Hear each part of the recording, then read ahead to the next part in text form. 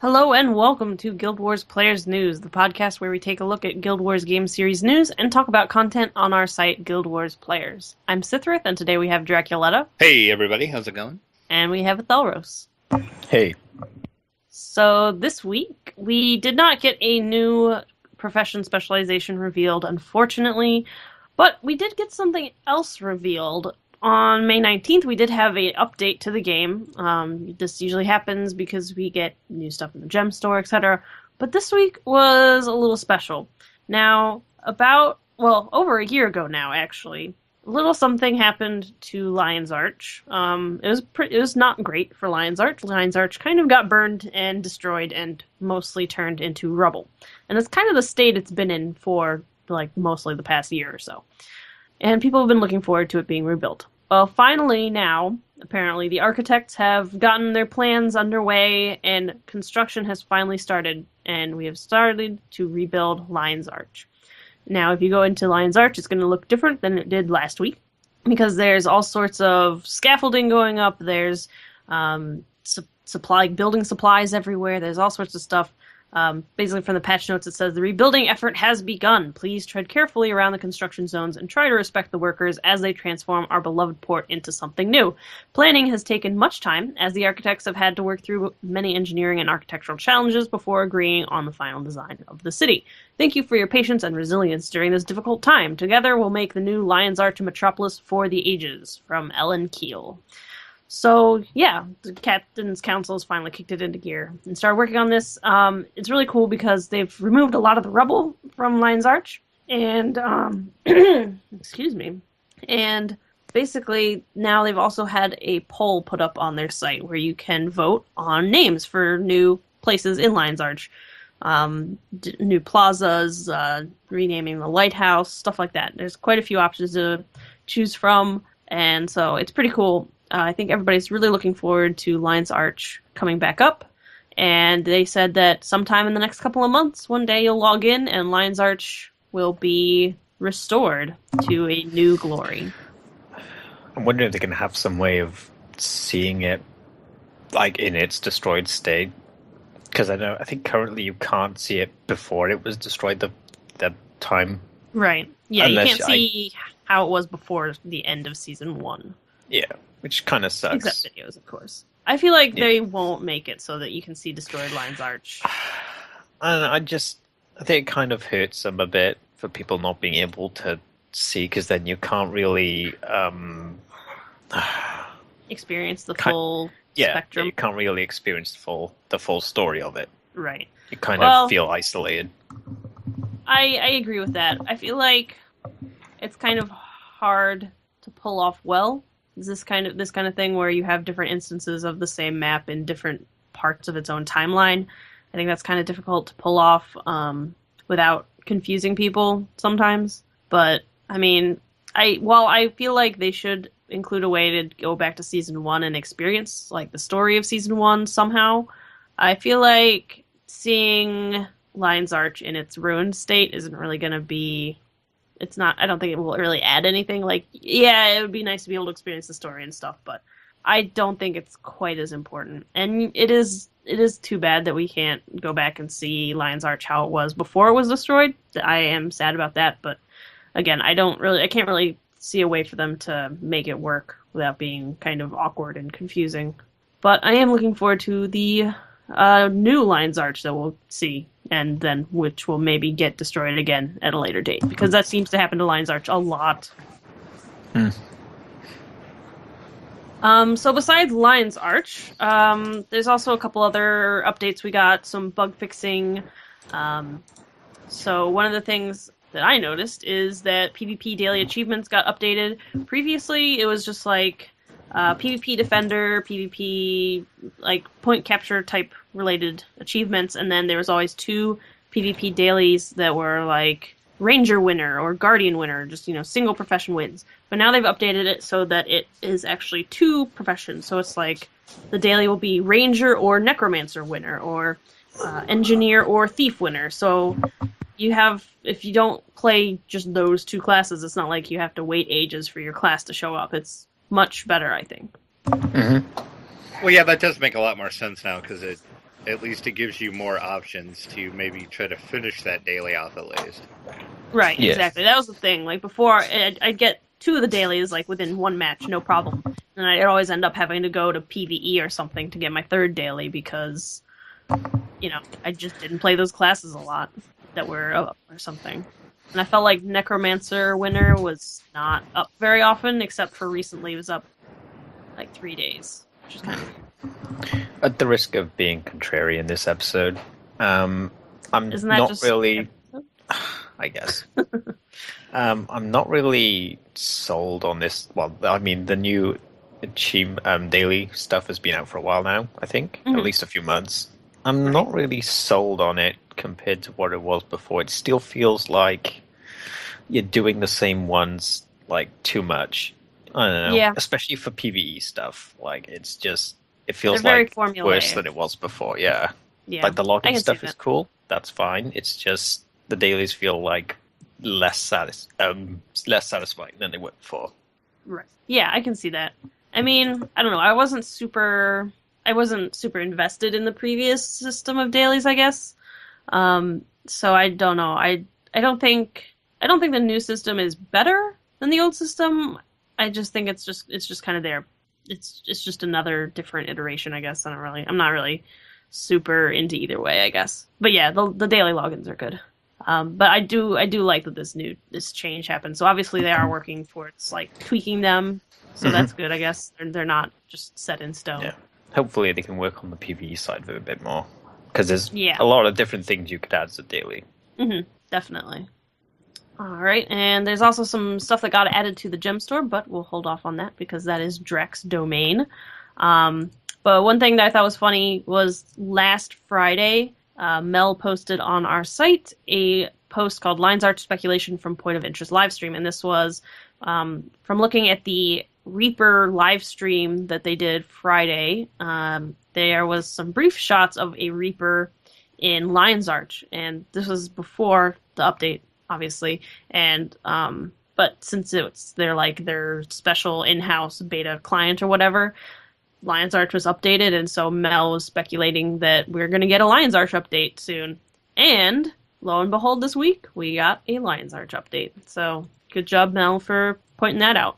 And yeah, How did he even see this in that video? I mean, he had to really be studying this video to even notice some of the stuff that he noticed. I feel like if you spend heaps and heaps of time in Lion's Arch, it might be something you pick up on. I don't really spend very much time in Lion's Arch. Well, that could be. Yeah, see, I don't either. I mean, I go there sometimes, but I don't have it memorized or anything, so I guess that would make sense. If they changed the voice acting in the Grove, we would notice. Yeah, that's the thing. It's like if they changed something in the Grove, Thoros and I would be like, that in that video, the Grove is different, and we saw it because we just spend There's way no too much creepy time. voice dude there anymore. Right, exactly. Like we would totally notice. But yeah, if you spend a lot of time in Lion's Arch, I'm sure that's the kind of thing you'd pick up on.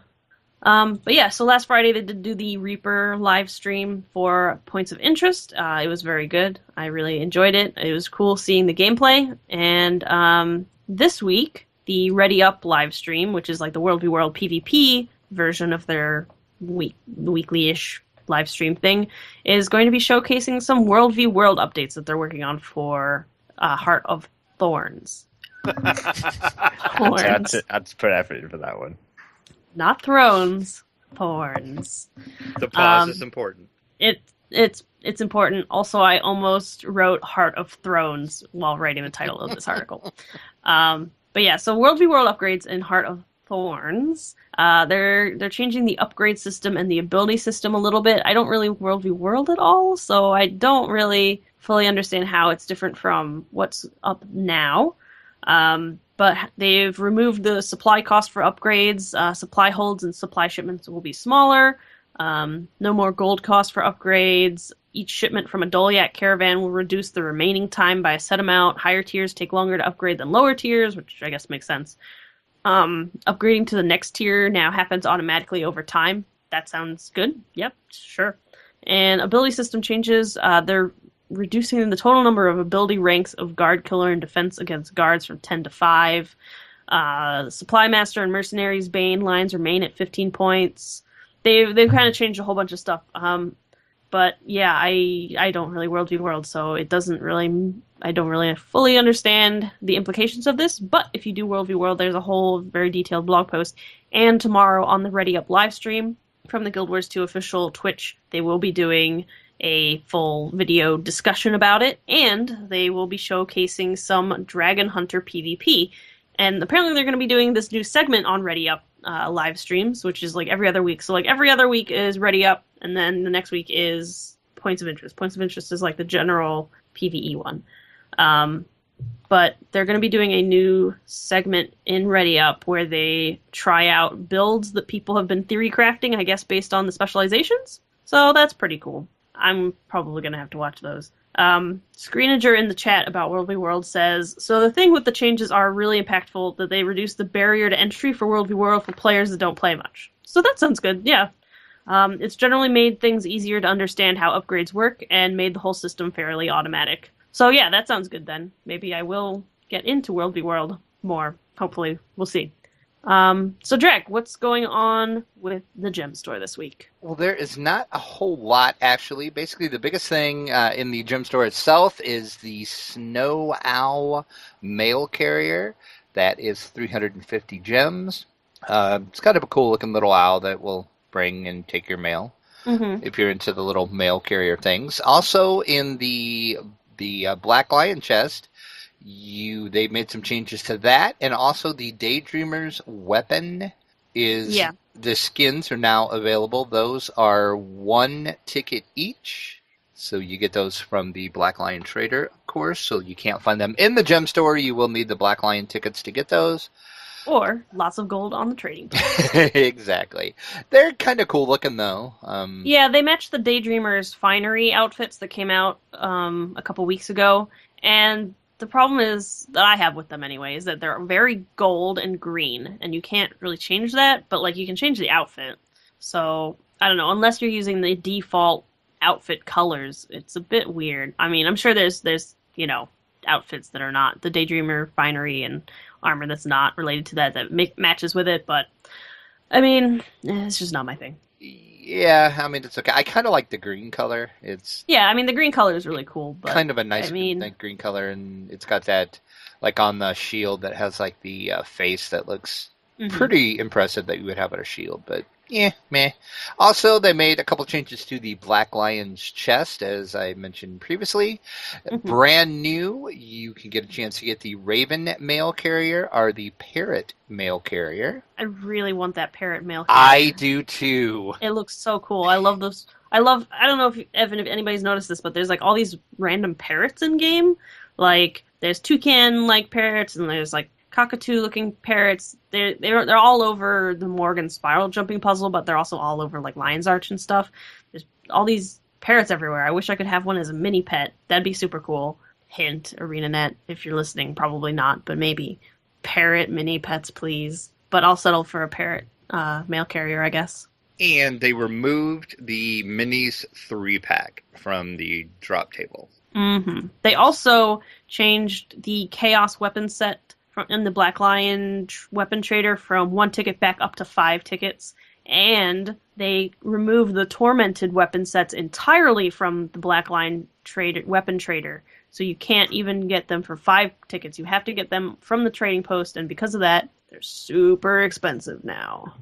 So, heads up for that. But, yeah, I think that's about it for game news, so we will move on to news from our site. So this week we got 2 updates for our fan fiction that we're hosting on our site. Kelsandra Chapter 6 came out this week, and that actually is a flashback chapter. We go back 18 years in time to see Kelsandra's little kid Kelsandra. So that's pretty cool. Definitely go check that out. And we also have Story of an Overworked Progeny Part 2, and Mel called me out on mispronouncing his character's name. I'm sorry, Mel, I'm sorry. Character's name is pronounced Anon, I think. Yes. Mel writes, Anon is pronounced Anon. The name was to be similar to Anonymous, as I needed a fictional editor/writer for my articles. Didn't think about mentioning it until I heard stuff on the podcast. I'm calling you out, girl, saying my character's name wrong. I thought we were pals. Sorry. Oh, snap.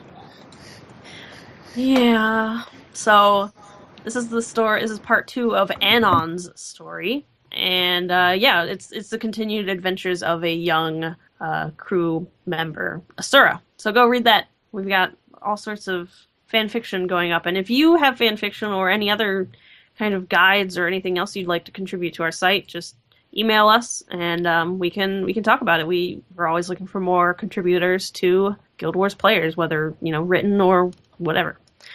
Um, so, Drek, tell us about this week's Sounds of Tyria. We are still spotlighting the Eye of the North soundtrack. This week, the track is Rise of the Destroyers.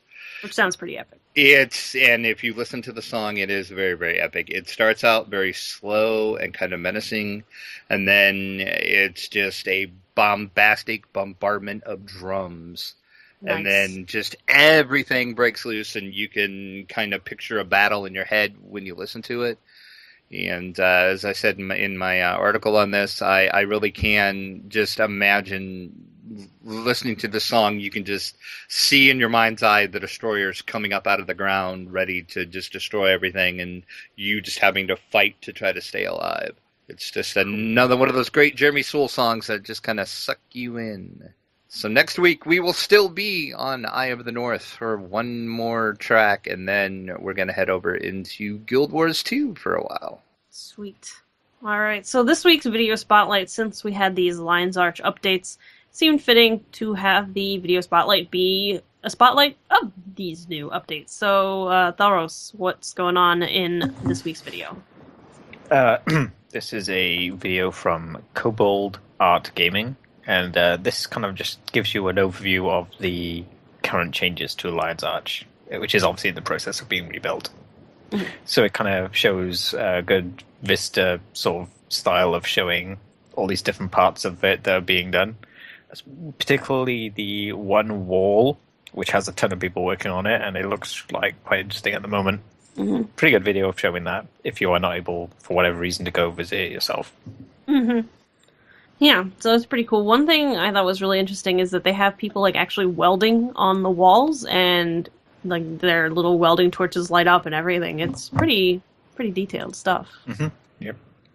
So this week's community outfit, if I can ever say words right on this show, is of Kristen Silverblood, who's a human warrior, and she is a very spiky, pointy warrior. This is not someone I would want to have to fight. And I feel like just going near her, you'd probably end up getting slashed, because she has the illustrious pauldrons, illustrious warfist, illustrious greaves. They have all these very pointy little metal bits sticking out all over the place.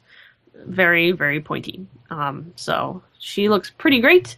She uses the Shadow Abyss dye, Cinders dye, and enameled crimson. So lots of dark colors contrasted with this like really bright, shiny metal, which looks pretty cool. And she also uses Rox's quiver. And yeah, it looks great. So go check that out on the site. And if you have a outfit you'd like showcased, just send it on in to contact@guildwarsplayers.com. I love looking at characters' outfits. This week we do have a lore book entry, and the lore book is where we take a look at a place, character, race, or artifact and examine the lore surrounding it and why it's important to our gameplay. And today I'm going to be talking a little bit about the languages of Tyria. So obviously there's kind of, like in many fantasy settings, there's kind of the unnamed common tongue, common language kind of thing that everybody talks just so that it's easier to understand what's going on and without all the confusion of different races speaking different languages all the time. So there's this unnamed common language that nearly every sentient race in Tyria speaks. The writing system for this language is called New Crichton. It is the standard writing system used throughout Tyria, and it was actually created by the Derman Priory in 1105 AE. So that's after the events of Guild Wars 1. There's also the Ascalonian language, which has mostly faded out, obviously, because Ascalon has mostly been destroyed and taken over by the Char, though the Separatists in and around Ebonhawk still use it, and some other people around Ebonhawk still use it. There's also, of course, Asuran, which is both a written and spoken language. You can see the script a lot in game. It's changed a lot over the past 250 years. Apparently, it was originally partially a mathematical language, actually, which makes sense given how Asuran are. And you can see some examples of the language in game. Of course, Asuras frequently call people they think are dumb bukas, so that's an example of that. Char do not have a written language, but they do have their own spoken language. We don't get to hear a whole lot of it, but there are, of course, some words that get used in the common language because there's not really a common translation. So, like the Char have the Farar, which is where cubs are raised with their warband when they're children. So that's a Char word. The Norn have a written and spoken language, but the written language has pretty much died out. There's not very many examples left, and we don't know specifics about Norn spoken language. But we do know that they have multiple words for the word hunt. Not surprising. It's not a huge surprise. Not a huge surprise. And back in Guild Wars 1, there were actually extensive amounts of runes and written languages, which I'm sure Direct can attest to. There were the Ascension glyphs, there was Ascalonian runes, there was Elonian, which wasn't actually ever translated, apparently.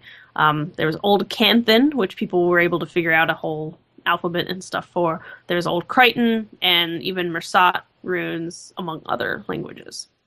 Yeah, and those, some of the older languages did play a lot into some of the storyline of Guild Wars 1. Good to know. So, yeah, I feel like in Guild Wars 2 we don't really see language used much as a big part of the story, but there are still hints back to the history of the languages. Guild Wars universe is definitely no Middle Earth. This isn't a world based on language, unfortunately. So, I think that's about it for the lore book. Thoros, what did you get up to this week? Excuse me. This and that, really. I did some PvP, not too much, like just a few rounds. Mostly just sat in the lobby doing various things. We did some jumping puzzles with Sarah, which was fun. Kind of. It's always fun taking new people who haven't done jumping puzzles through jumping puzzles before and listening to them rage and then finally get it. Yeah, it reminds us of when we did them. We went around and did every single jumping puzzle in the game. Or all the rage that become Good familiar. times. It's funny though, because now it's been so long since we've done them. It's basically like we have to do them again because we don't. I feel like a couple of them we were just like, what, what? Yeah, a lot of rust there. Yeah, quite a lot of rust to go with the salt. Yeah, it was fun though. I also leveled my Necro a little bit. He is level 35 now. I did the level 3 Personal Story, which was pretty good. I think you actually joined me for that one. I did. Yeah. And as creepy as I thought screenshots of your character were, and seeing your character in person through the eyes of my own character, your character is super creepy in Personal Story cutscenes. So terrifying. Well, your character is just super scary. It's not his fault. It's just the eyes don't really move it's like they not should. Even the eyes. It's like you made your Asura's face kind of human shaped, but it's tiny and it moves weird when he talks, and he has these little sharp teeth, and it looks like a very tiny. It looks like if you made Voldemort a house elf. It's terrifying. I'll accept that as the definition because it sounds kind of awesome. To each their own, apparently. Yeah, I'm happy with this. Look, at least it's unique. That it is. Yeah, so I obviously level 30 is when you decide to join whichever order you pick. I went with the Order of Whispers because I picked Priory for my Silvari Mesmer, and I'm just going to go through each of them at least once. So this one is Whispers, since they seem to fit him that decently well. Plus, the choices tend to be kind of reasonable. It's true. Sometimes illegal. Sometimes illegal. But they always make sense. Yeah, they're just sometimes kind of, that's a bit morally ambiguous, but yeah. They're that's not the vigils go in and smash stuff every single time. Yep. So yeah, that was good, and that's pretty much it. Cool beans. Now, Drek, you did not get to play much Guild Wars 2 this week, did you? I did not play any Guild Wars 2 this week. Our Guild Wars, I didn't do much this week. I had a really bad week in and out of work, I should say. It Well, was just a everybody has bad bad week. weeks. So, Yeah, it happens. so yes, unfortunately, I didn't play at all. That's too bad. But, I mean, you didn't miss a whole lot. So there's that. Sounds like I missed some PvP, of course, which... Well, I mean, we did, when Athoro says we did a small amount of PvP, he really does mean we did a small amount of PvP. We did 2 matches. They were very bad. And they went very badly. Both times. Here's the thing, though. Like, Sarah and I were playing... I mean, at this point, you must guess that Sarah and I PvP, like, nearly every day. All the time. So, but... I don't know, like the past 2 days have been especially bad. Yesterday was especially terrible. We had 5 matches in a row where somebody in our team left. So we ended up being 4v5. It wasn't me, I promise. It wasn't at Thoros this time. But then it got even worse in one match, like we were down to 4v5, and then another person left, so we were 3v5. It even happened in ranked matches. It was ridiculous. I don't know, like, and everybody was being really mean for no reason yesterday. It was just a terrible day for PvP yesterday. So, I mean, honestly, Drek, you didn't really miss much. It's been a weird week. But yeah, I did a lot of PvP. I also somehow convinced my husband to PvP. How'd that go? I mean, it's weird because, like, I managed to convince him to PvP on his Necro, which is, like, level 15. So, I don't know how I did that. But he played as a Sura Necromancer. And I guess he's decided that he's like a staff-wielding minion-mancer, which is obviously not the way I would go with a necromancer. Not at all. That's the opposite of the way I'd go with a necromancer. But he actually did really, really well. I was surprised. Him and me and Sarah did PvP. He did a really good job of bunkering. And yeah, I don't know. I was really surprised by that. But he after the first match, I was like, so what did you think? And he's like, that was terrible. And I was like, oh, okay, well, do you want to do another one? And he's like, yeah. So I guess that's just how PvP is. But I also made an Asura Mesmer to PvP with because reasons. Because you needed more Mesmers. Well, yeah, I only had the one Mesmer, so obviously I needed another one, because I need to have one that's a Chronomancer, and one that's just a regular Mesmer. So this Mesmer is going to be a Chronomancer, because I feel like it fits with Asura stuff and technology. Her name is Princess Fluffkins. Of course it is. Why would it not be? And she wears a pretty pink robe dress thing, and she has big pink dreadlocks, and she's wonderful, and I love her. I can't say I approve of your design choices, but I guess at least you're branching out from the Sylvari. Yeah, I mean, I did have to delete my Sylvari Engineer to have room, but I've decided I don't really like Engineer. It's just not my thing. I like the idea of Engineer, but I personally just can't get into it. Maybe I'll try again later, but for now I've got Princess Fluffkins. And she's so cool. But Mesmer PvP is really hard. I've learned. Well, I'm sure Tharos can attest. Yes, I struggle a lot. Especially recently, because I haven't really played Mesmer that much at all.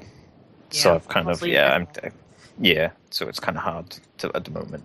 Mm-hmm. Yep.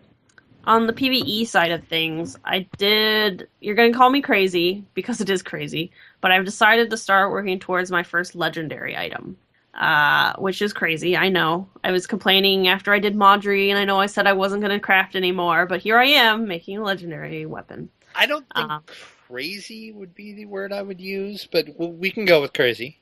Okay. So I'm working towards making Twilight, which is the black and red greatsword. And I'm making it for my Necromancer Char, because she is going to be using the Reaper specialization. So she'll be using a greatsword, and her color scheme is black and red, so it fits. And it just is it's a generally pretty cool looking greatsword.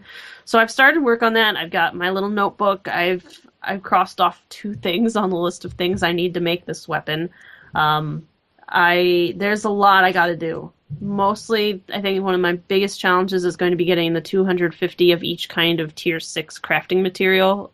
That's going to be tough. I also have to get rank 14 in World v World in order to buy the Gift of Battle. So that's something. I'm rank 8 or 9 right now, just because I did the Edge of the Mist stuff. And yeah, So that's a thing. It's going to take forever. But I've kind of accepted that. You've accepted that you're deranged. Yeah, I'm kind of just okay with the idea that I'm the crazy Guild Wars 2 player now that just does all the crazy stuff. But I feel like, I mean, a lot of people have Legendary, so it's not like I'm that crazy. But they have been playing longer than me. But whatever. So I've accepted that this is going to take a while. I'm not trying to rush to get this weapon. I'm going to take my time. I've been slowly accumulating stuff now. I've already got about half of the mithril ingots that I need already, so there's that. That happened pretty fast. And it's mostly just, it's the mystic clovers, it's the globs of ectoplasm, it's all the tier 6 crafting materials. It's just, I'm just gonna do it over time, and it'll be fine. Better stock up those laurels. Yeah, laurels from the daily login rewards are my friend now, and yes, I'm going to be using those to get those heavy crafting bags quite a bit. And also obsidian shards. Lots of obsidian shards. But the yeah. woes of being account bound. Yeah, that's the thing. You have 2 gifts of exploration, don't you? Yep. What a jerk. Yep. Alright, well, anyways, I think that's about everything I did this week. We don't have a Guild Wars 2 Academy question this week, but if you have a question you would like answered, please go ahead and email it to us or send us an ask on our Tumblr. We don't have any donation mentions this week, but if you would like to help support Guild Wars players, you can go to our donations page, and you can support the Players Alliance Network on Patreon, or you can do a one-off donation if that's more your thing. You can get rewards like getting a mention on the show, or you can even come and be a guest on the show. If you'd like to email us, you can email us at podcast@guildwarsplayers.com, or you can send us asks through guildwarsplayers.tumblr.com. And of course, we're on Twitter. The Players Alliance Network is @Players Allies. Our site is @GWPlayers. I'm @Sithrith. Drac is @Draculetta_72. And Athelros is, of course, @Athelros. And, of course, you can contact us in-game. I'm Sithrith.6741. Drac is Draculetta.7410. And Athelros is Athelros.3164. The Players Alliance has a whole bunch of live shows. Mondays at 8:30 p.m. Eastern is DDO Players News. Thursdays at 6:30 p.m. Eastern is Guild Wars Players News. And Saturdays at 8:30 p.m. Eastern is Lotro Players News. And not this weekend, but next weekend is Lotro Players News' 100th episode. And 3 of us will be appearing as guests because we used to be hosts on that show. So go check that out next Saturday. So thank you all very much for listening. This is Sithrith, reminding you to look before you leap.